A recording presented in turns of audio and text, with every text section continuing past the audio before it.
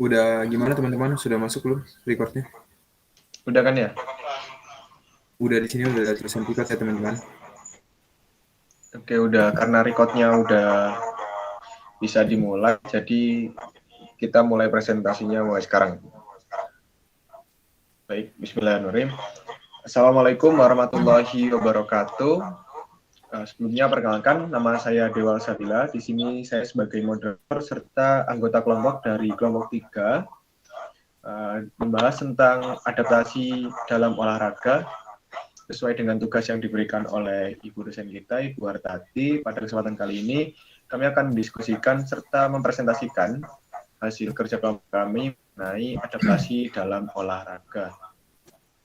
Sebenarnya, perkenalkan, nama saya Dewa Sabila, dan terdapat 4 anggota kelompok lainnya dalam kelompok 3 ini, diantara lain ada Ilkaidu Ramazi, Niken Gias, Arda Septian, dan juga Adrian Lodar. Baik, kami akan mulai presentasi dalam hitungan 3, 2, 1.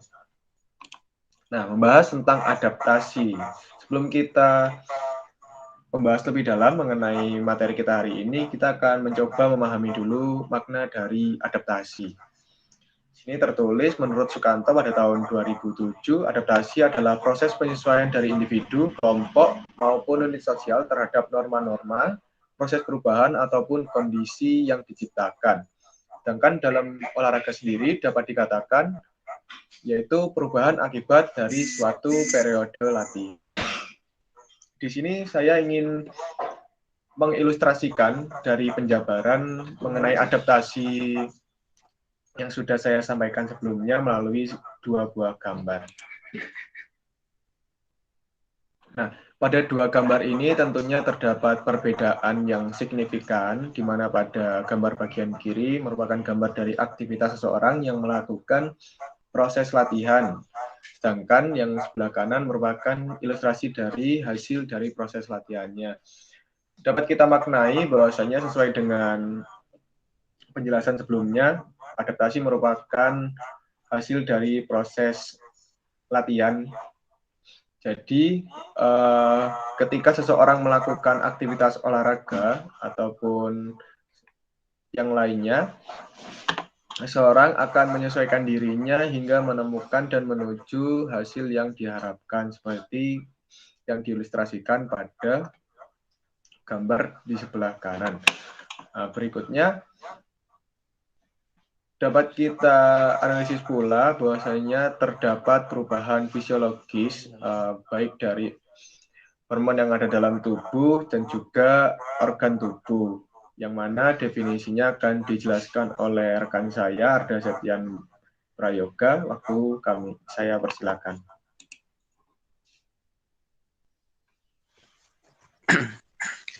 Oke, di sini saya akan menerangkan tentang fisiologi. Nah, sebelumnya dari kalian kan sudah belajar fisiologi.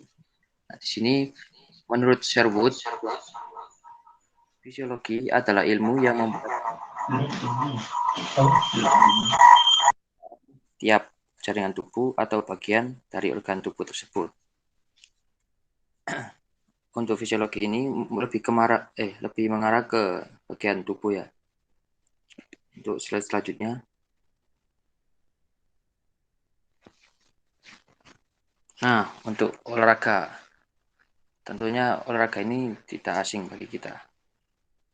Olahraga menurut Fogg 1993 merupakan aktivitas fisik yang berulang dan bertujuan untuk memelihara, meningkatkan, dan mengapresiasikan kebugaran. Nah, olahraga juga bentuk aktivitas fisik yang terencana dan sengaja dilakukan untuk menyehatkan badan. Manfaat dari olahraga sangat banyak, salah satunya untuk meningkatkan ketahanan tubuh dan juga untuk mengurangi depresi. Olahraga beberapa macam yaitu berenang, berlari, berjalan, menari, dan lain-lain. Oke, selanjutnya.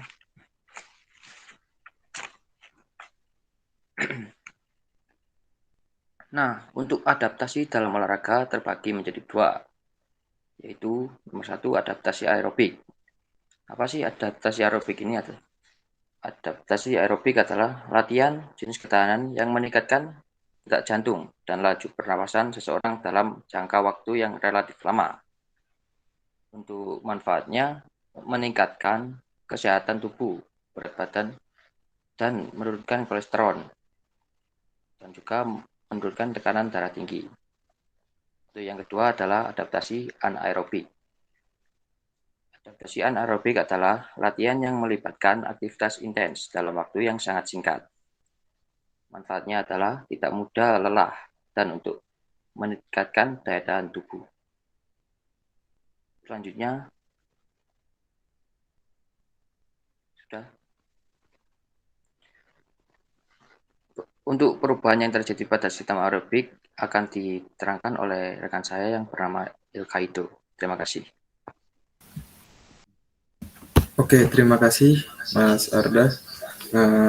Saya akan menjelaskan ya perubahan yang terjadi pada sistem aerobik. Nah, ada apa saja sih yang bakal berubah atau beradaptasi setelah kita berolahraga aerobik ya? Nah, slide selanjutnya, Mas Dewa. Oke, sebelumnya kan tadi sudah diterangkan dari Mas Arda apa itu olahraga aerobik ya. Teman-teman pasti sudah tahu. Jadi, nanti untuk apa saja yang bakal teradaptasi dari olahraga aerobik ya. Pertama tuh bakal meningkatkan ukuran sel otot. Ya, kedua itu ada meningkatkan kekuatan tendon dan yang ketiga ada meningkatkan kandungan mioglobin dan juga yang terakhir ada meningkatkan oksidasi glikogen. Nah, saya akan menjelaskan satu-satu secara singkat ya. Dari yang pertama itu meningkatkan ukuran sel otot. Nah, jadi di sini tuh kita penasaran apa sih yang bakal membesarkan volume otot itu ya. Jadi itu yang peran paling penting dalam memperbesar volume otot itu di hipertrofi otot itu. Nah, hipertrofi otot adalah peningkatan ukuran otot di bagian tubuh tertentu, umumnya tampak pada otot lengan atau paha. Nah, hipertrofi otot berarti pertumbuhan sel-sel otot yang sudah ada di dalam tubuh. Nah, selanjutnya nanti di hipertrofi itu akan dibagi dua, ya kan? Dua tipe. Yang tipe pertama itu adalah hipertrofi miofibrilar. Apa sih itu?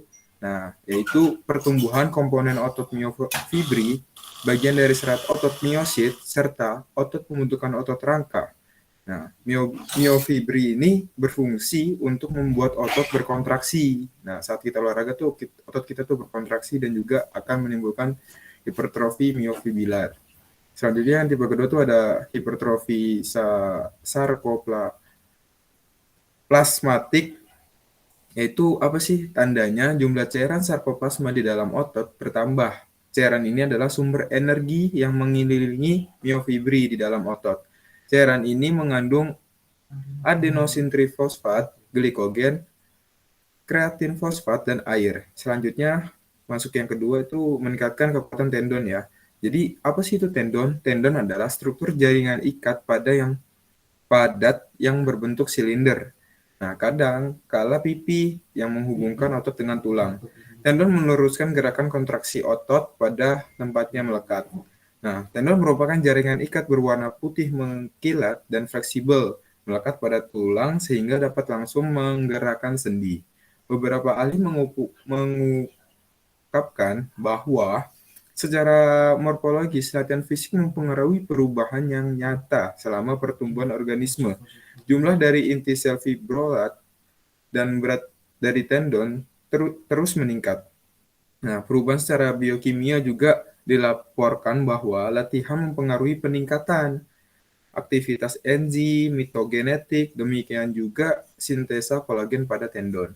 Selanjutnya yang ketiga itu meningkatkannya kandungan mioglobin. Nah, yaitu mioglobin apa sih? Mioglobin itu adalah senyawa protein yang kompleks yang menyerupai hemoglobin di dalam darah. Oksigen disimpan di dalam otot melalui gabungan senyawa kimiawi dan miosit. Terus selanjutnya masuk ke meningkatkan oksidasi glikogen. Jadi tuh di sini pas kita latihan dapat meningkatkan kapasitas otot untuk memecah glukosa melalui proses oksidasi sehingga menghasilkan energi. Hal ini terjadi pada olahraga aerobik seperti lari dengan intensitas maks submaksimal. Pada saat berlari, otot akan menguras energi yang terbukti dari kandidat glukosa darah yang mengalami penurunan setelah latihan. Namun, tubuh berupaya memperbaiki kadar glukosa darah pada saat fase pemulihan, pada saat rest olahraga ya. Terus, latihan yang dilaksanakan secara rutin menyebabkan otot teradaptasi karena bisa menggunakan oksigen secara lebih efisiensi sehingga bisa lebih memiliki ketahanan beraktivitas tanpa kelelahan. Dengan kata lain, otot akan beradaptasi sehingga kapasitas otot skeletal untuk menghasilkan energi secara aerobik meningkat. Dua hal yang menyebabkan terjadinya peningkatan oksidasi oksigen karena latihan adalah meningkatkan jumlah dan ukuran mitokondria dan meningkatkan aktivitas enzim sirkulus Krebs dan transportasi elektron. Nah, jadi keempat hal ini tuh sangat bagus juga buat tubuh kita ya. Jadi adaptasi dalam olahraga aerobik itu sangat penting. Oke, next selanjutnya akan dijelaskan oleh Mbak Niken.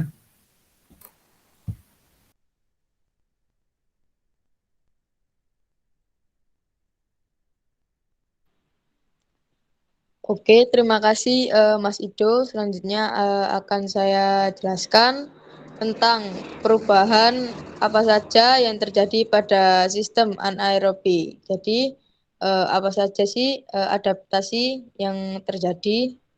Oke. Lanjut Mas Dewa. Oke, adaptasi itu ada 3. Yang pertama ada hipotrofi, kemudian meningkatnya kapasitas sistem ATP visi, kemudian yang ketiga itu ada meningkatnya kapasitas glikotik. Yang pertama yaitu hipotrofi. Pengertian sendiri dari hipotrofi ini adalah peningkatan massa otot. Jadi hipotrofi pada fastis ini diperoleh dengan latihan kekuatan dan juga slow twitch ini dilakukan dengan latihan daya tahan. Hipotrofi ini biasa terjadi pada latihan kekuatan. Namun akibat latihan daya tahan, otot itu juga akan mengalami sedikit hipotrofi. Penjelasan yang kedua, meningkatnya kapasitas sistem ATP visi. Fosfogen ini merupakan sumber energi tercepat yang biasanya digunakan oleh otot. Jadi efek dari latihan yang dilakukan dengan intensitas tinggi ini dan durasi yang cepat dapat meningkatkan kapasitas fosfogen. Peningkatan fosfogen ini terjadi 25% selama latihan berlangsung sekitar 2-3 hari per minggu. Kemudian meningkatnya kapasitas glikotik. Jadi sejumlah penelitian itu dirancang dengan baik. Itu menunjukkan bahwa beberapa enzim glikolis ini adalah kunci yang mengendalikan secara signifikan yang diubah oleh latihan fisik. Pentingnya aktivitas enzim glikosin ini meningkat adalah untuk mempercepat laju kuantitas glikogen dipecah menjadi asam laktat. Jadi oleh karena itu energi ATP yang berasal dari sistem asam laktat itu akan meningkat dan mempengaruhi aktivitas. Oke. Sudah Mas Dewa.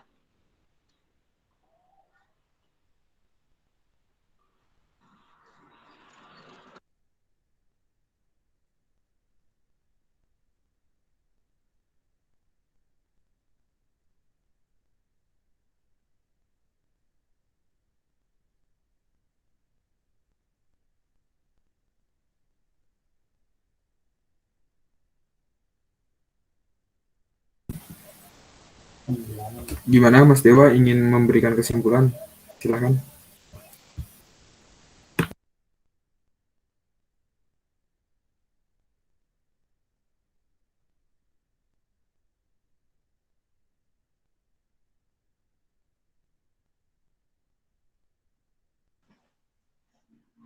Oh, oke, baik. Terima kasih untuk seluruh anggota kelompok 3 yang telah mempresentasikan dari penjabaran per slide yang telah kita susun bersama. Jadi, itu tadi presentasi yang telah kami lakukan mengenai adaptasi dalam olahraga sesuai dengan pemahaman kami terhadap 3 video yang sudah diberikan sebagai bentuk dari materi yang diberikan sebelumnya. Untuk itu mungkin nanti bila mana ada feedback atau komentar dari teman-teman yang lain bisa dituliskan di kolom komentar. Baik juga untuk Ibu Hartati selaku dosen pengampu bisa langsung memberikan feedback-nya melalui kolom komentar. Sebelum saya menutup presentasi pada hari ini, mungkin dari teman-teman kelompok lainnya, anggota kelompok lainnya, mungkin ada yang ditambahkan. Mas Ilkaidu. Dari saya cukup, Ketua. Oke. Mungkin Dari saya saya juga anggap cukup. Saya anggap cukup semua untuk presentasi kali ini. Saya izin untuk mengakhiri presentasi. Sebelumnya saya ucapkan terima kasih dan mohon maaf bila mana ada tidak kesesuaian materi yang telah kami presentasikan. Akhir kata, wassalamualaikum warahmatullahi wabarakatuh. Waalaikumsalam. Untuk Mas Ilkaidu, mungkin recordnya sudah bisa dimatikan. Ya, saya matikan ya.